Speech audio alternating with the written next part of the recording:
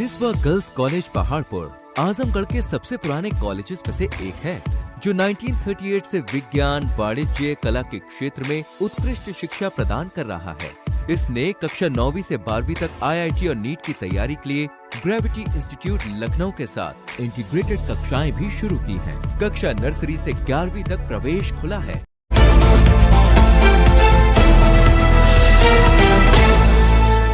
कार्यक्रम उसके विषय में बताया और भारतीय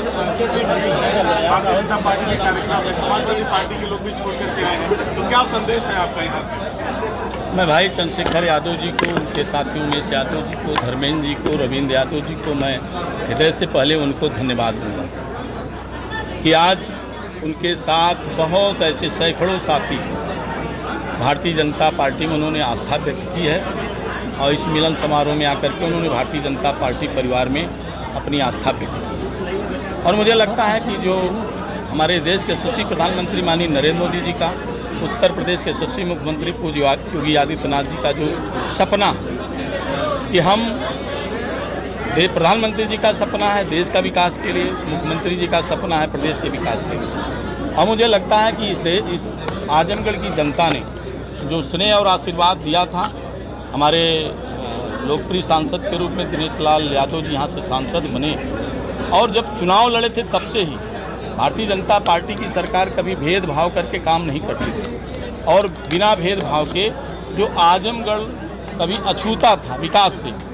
उस विकास के पहियों को भारतीय जनता पार्टी ने शुरू किया था और सांसद के रूप में जब दिनेश लाल यादव जी बने तो पहिया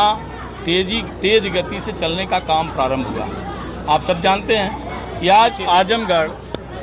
कनेक्टिविटी के मामले में पूर्वांचल एक्सप्रेसवे के कारण आज आजमगढ़ का आदमी 2.5 घंटे में लखनऊ पहुंच जाता है। आजमगढ़ की पहचान संगीत के माध्यम से थी और हरिहरपुर घराने में संगीत महाविद्यालय हमारे सांसद जी ने माननीय मुख्यमंत्री जी के आशीर्वाद से प्राप्त करके, जो हरिहरपुर के लोग केवल उत्तर प्रदेश नहीं दुनिया में, भारत में नहीं दुनिया में संगीत की अलग जगह थी, उसको पुनर्स्थापित करने का काम हमारी भारतीय जनता पार्टी की सरकार, हमारे सांसद जी ने किया। ऐसे सैकड़ों काम और मुझे लगता है इन सारी बातों को लेकर के हमारे देश के और पर्टिकुलर इस आजमगढ़ की जनता को जो समाजवादी पार्टी निरंतर बेवकूफ़ बनाती रही है, जाति के नाम पर, धर्म के नाम पर, भाई भतीजावाद के नाम पर, आजमगढ़ के लोग इस बात को अब जान चुके हैं और इस कारण आज आपने देखा है कि बहुत बड़ा जो समाजवादी पार्टी कहती है कि मैं इटावा मैनपुरी छोड़ सकता हूं, आजमगढ़ नहीं, तो केवल आजमगढ़ को बरगलाने के लिए लोग कर रहे थे। आज आजमगढ़ का यादव समाज भी ये जान चुका है कि विकास अगर कहीं है तो भारतीय जनता पार्टी में है, अगर इस देश की उन्नति कहीं है तो माननीय नरेंद्र मोदी जी में है, इस प्रदेश में उन्नति कहीं है तो पूज्य योगी आदित्यनाथ जी में है। इसलिए यादव अब विकास चाहता है। यादव के लोग इस विकास के साथ और राष्ट्रवाद के साथ जुड़ करके भारत को, जो माननीय नरेंद्र मोदी जी का संकल्प है कि हम विकसित भारत का उनका जो संकल्प है, उसमें अपना योगदान देने के लिए कृत संकल्पित होकर के ये देवारा बेल्ट क्या है समाजवादी पार्टी से जो बड़ी सेधमारी की है भारतीय जनता पार्टी ने सपा के घर में, उसका क्या प्रभाव पड़ेगा आने वाले चुनाव में? अब आपने देखा ना कि जो लोग दम बढ़ते थे कि देवारा में भारतीय जनता पार्टी कभी नहीं जा सकती, ये बात सत्य है, लेकिन कहीं कहीं प्रधानमंत्री जी के कारण, हमारे सांसद जी के कारण इस देवारा में हमने विकास की अलग जगह ही है, जिसको ये देवारा के लोग उनके स्वाभिमान के साथ खड़ा होने का काम भारतीय जनता पार्टी ने किया। आप सब लोग आजमगढ़ के हैं, आपने देखा है ना कि इस देवारा में जब बाढ़ आ जाती थी तो क्या देवारा के लोगों का स्वाभिमान नहीं था तो उनको स्वयं की व्यवस्था होती,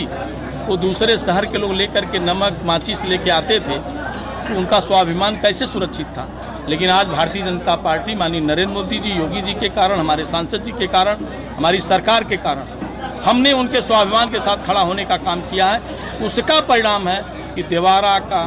चाहे जो भी समाज है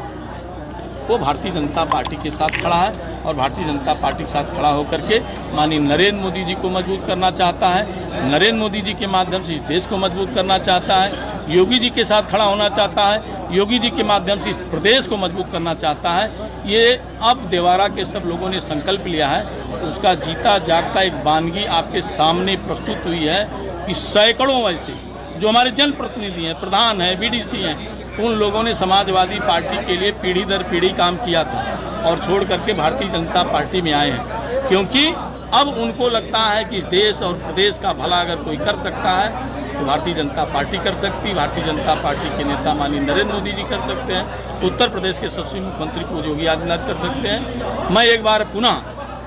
अपने सांसद जी को और व्यक्तिगत तौर पे